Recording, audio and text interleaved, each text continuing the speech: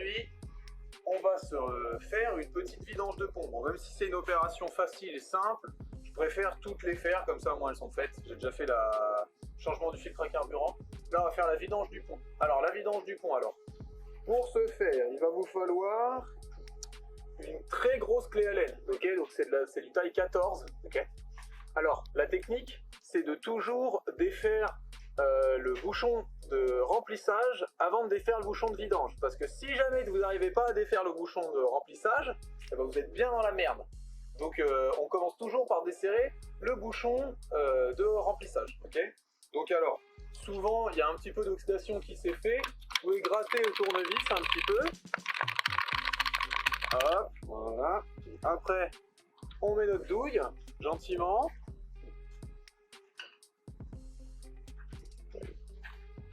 On met notre embout et là on vient, on essaye de se mettre bien dedans. Voilà, là je suis bien embuté.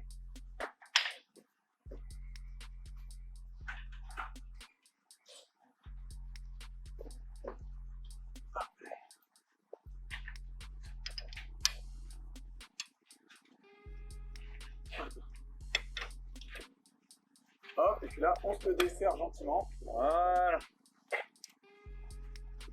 Et ce qu'on fait,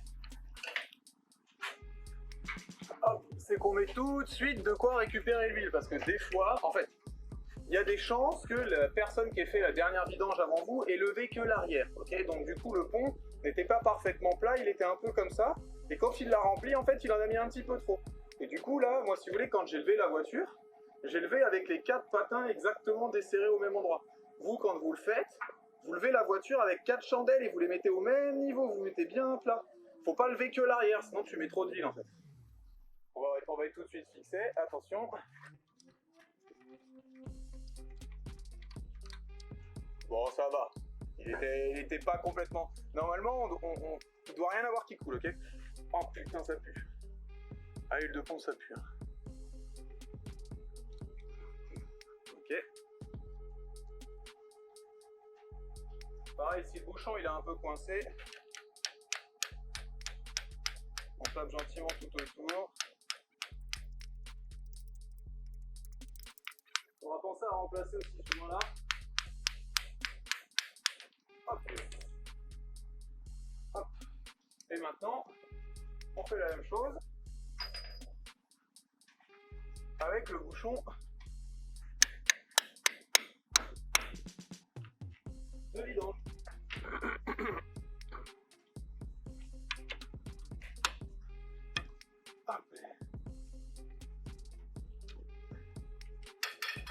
Alors, donc là on va bien se positionner.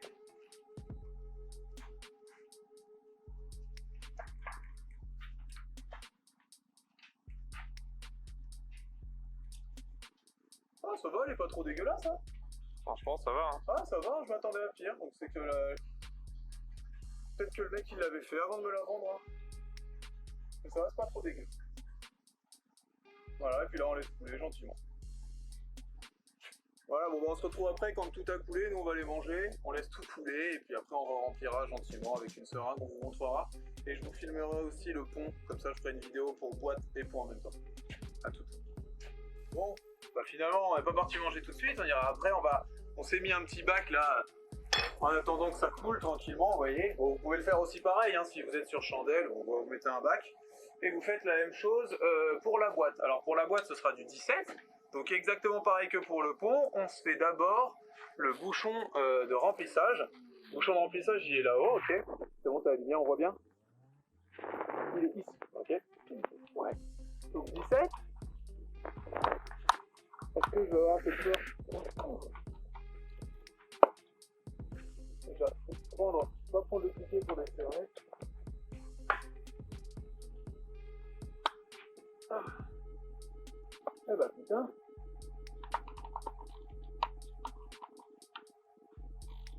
Oh, ok, bon bah voilà. Ça c'est bon.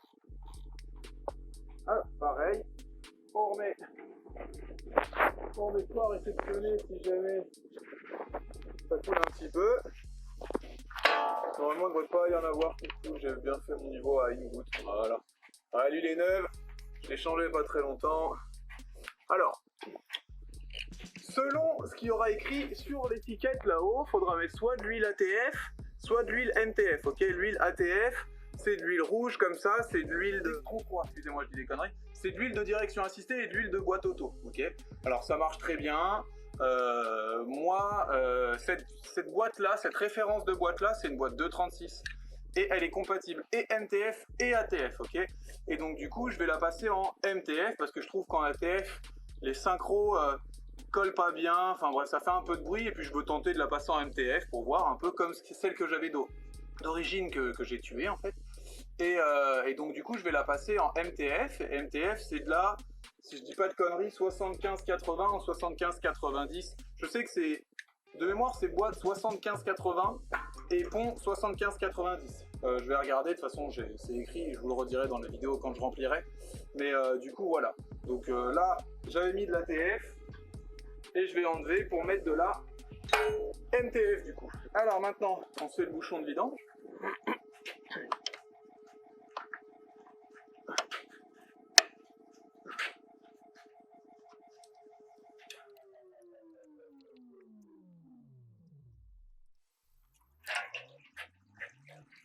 Elle est bien neuve hein, cette file, hein. À côté elle est bien fluide aussi, hein. Ouais bah le problème c'est ça, c'est qu'elle est un peu trop fluide. Alors ça lubrifie bien, il n'y a pas de souci là-dessus, mais elle est un peu fluide quoi. Donc je voudrais passer sur de la MTF qui est un peu plus épaisse et on va voir si ça corrige mes bruits. Alors sachant que sur E46 c'est que de la MTF, hein, ok, hein, normalement. C'est parce que moi là j'ai mis une boîte de E36, c'est exactement la même ref. Elle est compatible, c'est juste que c'est une génération un peu avant.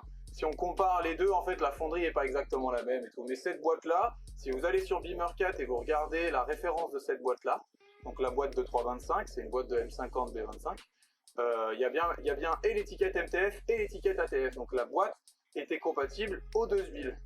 Donc voilà, moi je veux passer en MTF pour voir si ça fait un petit peu moins de bruit et si les synchros, surtout la synchro de la première, passe mieux parce qu'en fait j'ai mis un shifter court. Donc la technique pour mettre un shifter court, c'est de monter un levier de 320D sur une boîte comme ça, sur une boîte de 325, et en fait, bah, du coup, vous passez les vitesses super rapidement. Mais du coup, vous laissez moins de temps aux synchros de passer, de faire leur taf, et avec l'huile ATF, il y a des chances que ça aide moins les synchros à coller, alors qu'avec la MTF, ça collera un peu mieux et ce sera un peu plus doux. Donc on va voir, de toute façon, je vous ferai un retour là-dessus, sur la prochaine vidéo, mais voilà en gros, donc là nous on va laisser couler, on va pas s'embêter et on va les manger vraiment cette fois-ci. Allez, à tout. Alors, là c'est la technique à l'arrache, mais qui fonctionne très bien. En fait, si vous voulez, d'origine vous allez avoir des petits joints, ok. Il y en a qui les remplacent, il y en a qui les remplacent pas. Moi, pour le coup, j'en avais pas de prévu.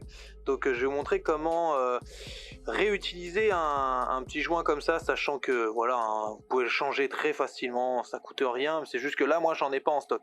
Donc la technique pour transformer un joint alu qui est complètement corrodé comme ça là sur les bords en un joint en bien meilleur état comme celui-là, et ben en fait ça va être tout simplement d'utiliser du papier, c'est du quoi, c'est du 400, ouais, ça suffit très bien.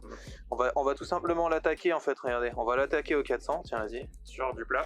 Sur une bonne surface plate, ok. Voilà, donc on l'attaque à sec au début, gentiment. Vous pouvez mettre aussi de l'eau, mais nous on préfère le faire pour la fin. C'est-à-dire qu'on attaque un peu à sec, ok, donc on va lui faire des allers-retours simplement, hein. Voilà, on vous montre le process comme ça, vous verrez. Donc je le tourne de 90 degrés. Exactement, comme ça on régulièrement. On le tourne un petit peu pour bien exercer la pression un peu partout, histoire de vraiment avoir une surface plate. Vous pouvez aussi le faire avec un bloc, c'est une cale en bois ou une cale en plastique dur que vous appuyez dessus. Et en gros, ça va permettre d'avoir un bon plat. Mais à la main, ça marche très bien. Ça, c'est, voilà, vous voyez déjà l'état de surface, c'est bien mieux, bien meilleur. Donc là, maintenant, on va attaquer l'autre côté, ouais, tout simplement.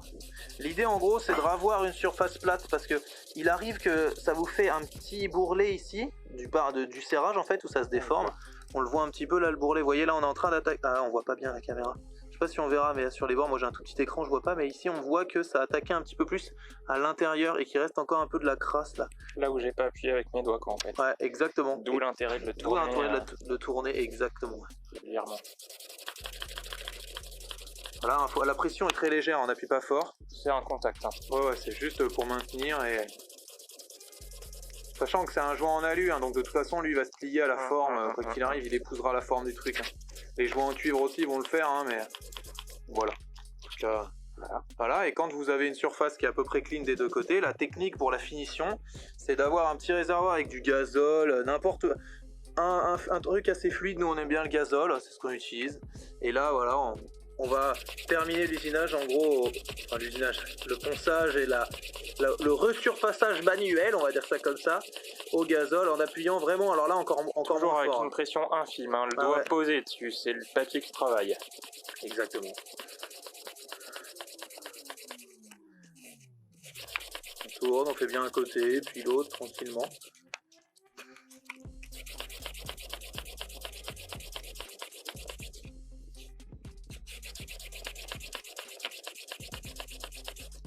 Voilà, après on se l'essuie avec un chiffon propre. Sans trop forcer parce qu'en fait c'est tellement fin et tellement fragile que on peut le plier et le tordre et là ce serait vraiment tout niqué quoi. Et en fait à la fin vous allez avoir un joint qui est complètement réutilisable en fait. Ah putain attends il y a un reflet, attends pose-toi là. Voilà parce qu'en fait la surface à l'intérieur, je sais pas si vous pouvez le voir mais sur celui-ci on voit qu'il est... On va le mettre sur du noir, on voit mieux. Par exemple, celui-là, on voit qu'il est vraiment clean sur cette zone-là, et tout autour, là-bas, il est un petit peu croqué. Lui, il est complètement corrodé sur les bords, mais en fait, vu que la surface qui est à l'intérieur du cercle le plus, comment on dit, le plus fin, là, je sais pas comment dire, mais cette zone-là, en gros, la zone la plus à l'intérieur, est bien ronde et bien plate, ça, on va pouvoir s'en servir. C'est sûr que si on en a un autre neuf, on le change. En plus, ça doit rien coûter. C'est juste que là, on l'a pas, nous. Donc, je vous montre un peu la technique. Qu'est-ce que tu voulais dire, André? La partie extérieure, en fait, elle est bien plus corrodée parce que vu que c'est un joint qui est en aluminium, qui est posé serré entre deux éléments en acier, en fait, du coup, pour avoir des problèmes de corrosion galvanique, en fait, c'est pour ça qu'il a tendance à se corroder plus à l'extérieur parce qu'il est soumis aux intempéries, mais également à cette différence de matériaux. Là où à l'intérieur, il y a uniquement la différence de matériaux, mais du coup, vu qu'il est coincé, il n'y a pas d'échange. Exactement, il n'y a pas d'échange avec l'air extérieur, et donc il n'y a pas d'oxydation, il ne va pas se corroder. Il va beaucoup moins se corroder. C'est pour ça que généralement l'intérieur, c'est beaucoup plus clean que sur l'extérieur. Et voyons en gros, celui-ci, celui qui est en meilleur état. Celui-là c'est le deuxième et celui-là est complètement corrodé quoi. Et donc là on mettra celui en meilleur état ici au niveau de la vidange. Exactement. Et celui-ci au niveau du remplissage, celui-ci on le jettera. Ouais, celui-là on va le jeter, on va le garder en dépannage si vraiment quelqu'un... Ouais, mais celui-ci est vraiment bien corrodé, je sais pas si on arrive à bien le voir là. La planéité y est, on peut le garder en dépannage, mais bon il sera pas réutilisé ici. Exactement. Et puis à la prochaine vidange de pont, eh ben, j'en profiterai pour en mettre des tout neufs, comme ça je serai tranquille. Mais voilà la technique, si vous n'avez pas les joints neufs, on peut s'en servir. Voilà. Allez, on va remonter ça maintenant. Ouais. Alors, d'origine, c'est ça, vous voyez, les bouchons, ils sont comme ça d'origine, ils sont pas aimantés du tout. On peut le voir en fait en posant comme de l'acier, c'est pas aimanté.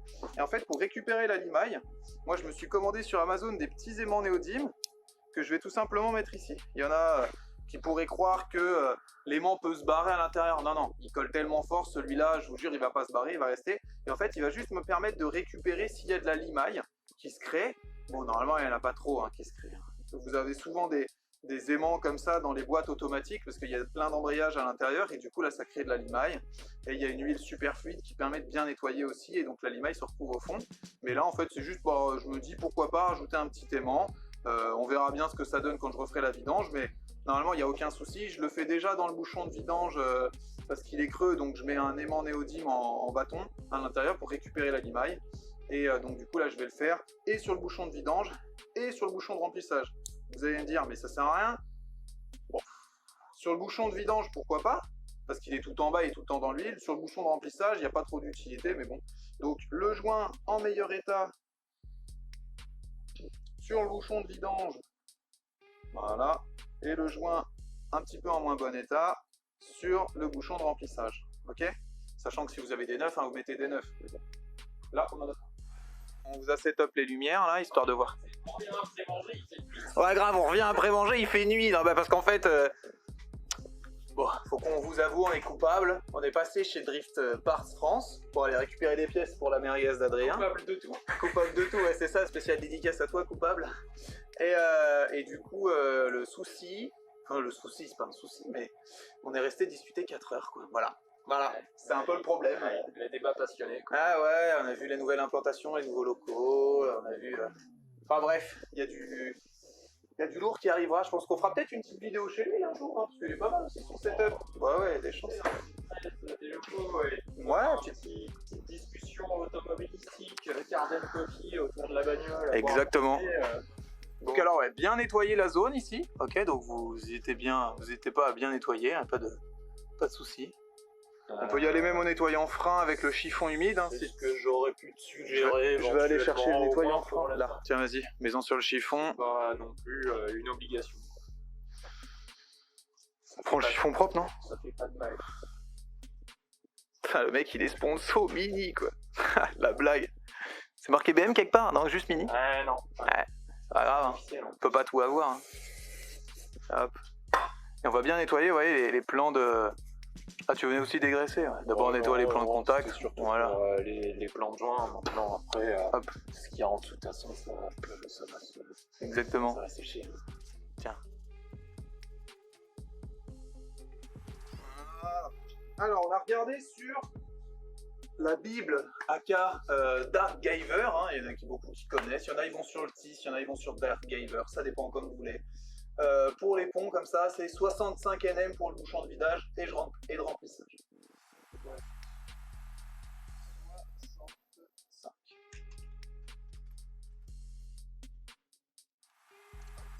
Hop, allez, une deuxième fois. Voilà, on est sûr. Et là, on va remplir. Donc voilà. Alors, pour le pont, l'huile qu'il faut utiliser pour le pont, c'est de la 75-90. Donc moi, j'ai choisi de prendre celle-là, ok. Alors, comme je dis toujours, mieux la marque importe peu tant qu'on fait souvent la vidange. Mieux vaut mettre l'huile la moins chère du marché et la changer à chaque vidange que mettre l'huile la plus chère du marché et jamais la changer. Exactement. Donc mieux vaut avoir de l'huile neuve tout le temps. Voilà. Quand vous faites vous-même la vidange, si vous faites pont, boîte, moteur, tous les filtres, allez, peut-être le filtre à carburant une fois tous les deux, tu vois, ou la vidange une fois tous les deux, au final vous en retrouvez, vous avez tout le temps de l'huile neuve, voilà, c'est mieux. Je vais pas vous mentir, c'est mieux. La quantité d'huile dans le pont, ça va être 1 litre, ok. Mais alors pour avoir la quantité d'huile, pour vérifier hein, pour vos voitures, vous allez sur Beamer 4 et vous tapez dans VIN Decoder les 7 derniers caractères de votre numéro de châssis. Et en fait ça va vous donner tout de suite, tout en haut il y a une indication, il y a un tableau, vous verrez l'huile de la transmission, l'huile de la boîte. Alors pour info, dans les ponts je crois que c'est 1 litre partout. À vérifier quand même pour les gros carters, c'est en 210 et en 230D par exemple. Dans la boîte, les boîtes 5, ça va être 1 litre 1, et les boîtes 6, de mémoire, c'était 1 litre 3 qu'on avait mis, c'est ça. Donc à voir, je pense que ça dépend. Donc maintenant, on utilise la seringue. C'est ça, on inspire à fond, hop. Attends un instant. Vu qu'on a que 1 litre, non, bah, vu qu'on a que 1 litre, ce que je fais moi c'est que, hop, je la retourne tout de suite, nickel.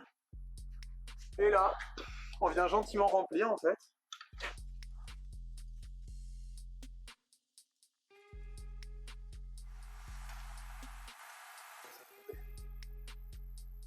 D'accord. On a mis l'huile de boîte. And you fail. Mais non. Alors les gars, on va être honnête avec vous, regardez bien. Attendez, parce que là il y a un contre-jour. Faites pas la connerie. Hein. Faites pas comme nous. Hein. Faites pas comme nous. Hein. Alors voilà. Donc la connerie elle est là. J'ai mis de la 75-80 qui, comme je vous l'ai dit tout à l'heure, c'est l'huile de boîte. En plus c'est écrit dessus en énorme. Ouais. Huile de boîte. Donc du coup, eh ben en fait on revidange. Donc bon bah ça arrive, mais je préfère vous montrer que ça arrive à tout le monde de faire des conneries. On revidange, bon ce qui est bien c'est que de l'huile de boîte on en a d'autres. Donc on revidange dans un autre bidon vide et puis pas de souci, on va reprendre de l'huile. Voilà, là la seringue elle a dû mettre un demi-litre d'huile, un truc comme ça, on va laisser couler. Et puis voilà, ça arrive. C'est pour vous montrer que ça arrive à tout le monde de faire des conneries. Et puis voilà, bon bah... Ah, on se retrouve pour la suite quand on va remplir. Hein. Là on va laisser couler un peu et puis on se retrouve après. Cette fois-ci, on a bien pris la bonne huile, donc 75, 90, ok. Je vérifie encore. 75, 90 pour le coup, ok. Donc là,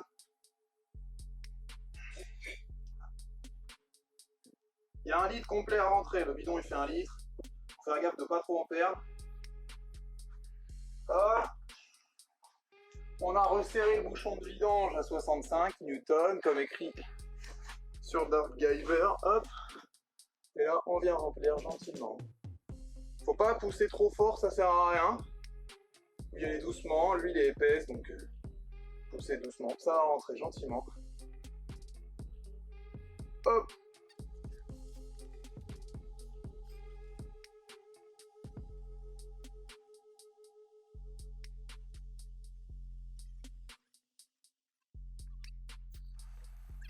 Et normalement, oula, quand on va rentrer les dernières gouttes, on va simplement avoir une petite goutte qui va déborder en fait. Vous allez voir. Voilà, là, essuie bien, ouais, pour qu'on voit quand ça va déborder. Vas-y, enlève. Voilà.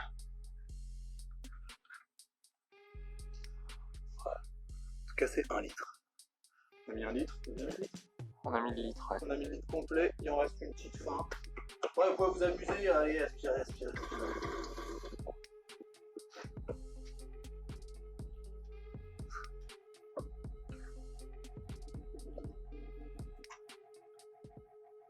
Oui, on le voit le reflux là. Qui... Ah ouais, là, on a vu, il y a une mini gouttelette. Là, c'est qu'on est bien un rat. Maintenant, on remet notre bouchon de remplissage. On peut essuyer la zone un peu, ouais. Ok. On remet notre bouchon de remplissage. Alors, quand vous mettez... Je vais quand même essuyer la portée ici. Vas-y, vas-y. Quand vous mettez un aimant du coup néodyme, comme ça, faut faire gaffe parce qu'il a tendance à venir se coller contre le carter. Bon, là, de toute façon, cette partie-là, elle est en alu, donc il n'y a pas de raison. Mais l'autre côté, là, on est en acier. Donc... Voilà. Et pareil, on est sur 65 NM là aussi.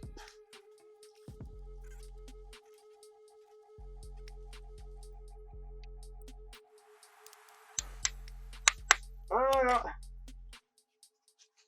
Donc là, maintenant, après, vous pouvez gentiment, si vous voulez que ce soit plus clean, un petit coup de nettoyant fin. Vous essuyez, voilà, pourquoi pas. À votre guise, vous pouvez laisser comme ça, on s'en fout. Oh, on s'en fout, mais c'est juste pour pas en foutre partout. Et pensez à nos amis motards qui vont glisser sur votre sur l'huile que vous allez perdre. Bon, maintenant c'est la boîte. Donc, alors l'avantage que vous allez avoir sur ces bouchons là, c'est que vous avez la place pour les foutre. Donc voilà, j'ai mis un aimant là, je vais mettre un aimant dans l'autre. On va commencer donc par mettre le bouchon de vidange, ok? Donc le bouchon de vidange.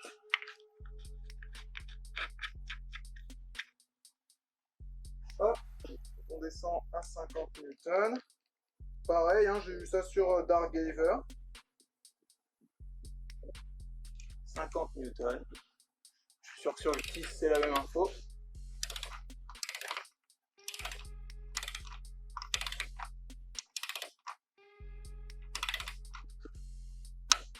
Ok.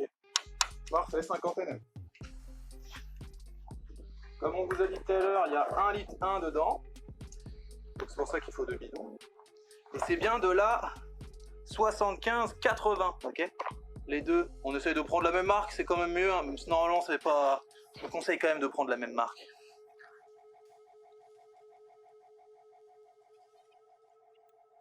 Et en fait, on remplit jusqu'à ce que ça coule, tout simplement.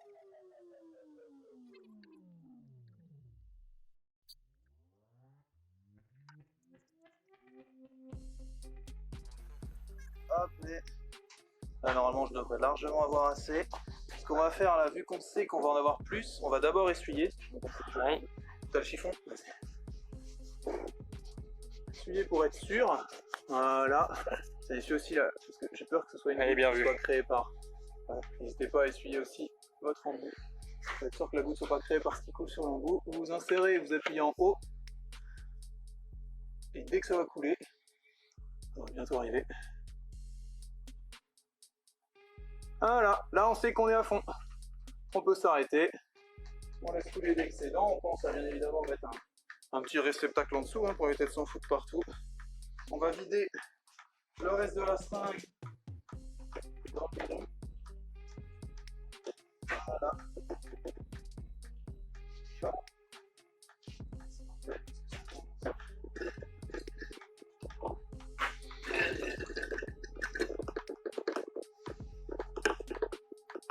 Voilà. Donc là, on va remettre gentiment le bouchon.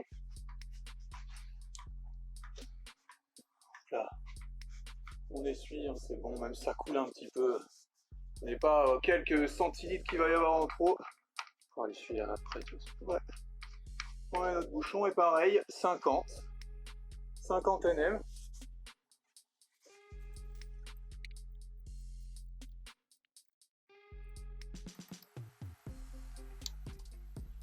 Voilà. 50 Nm, pas plus. Parce que sinon vous allez abîmer votre boîte ou le filetage.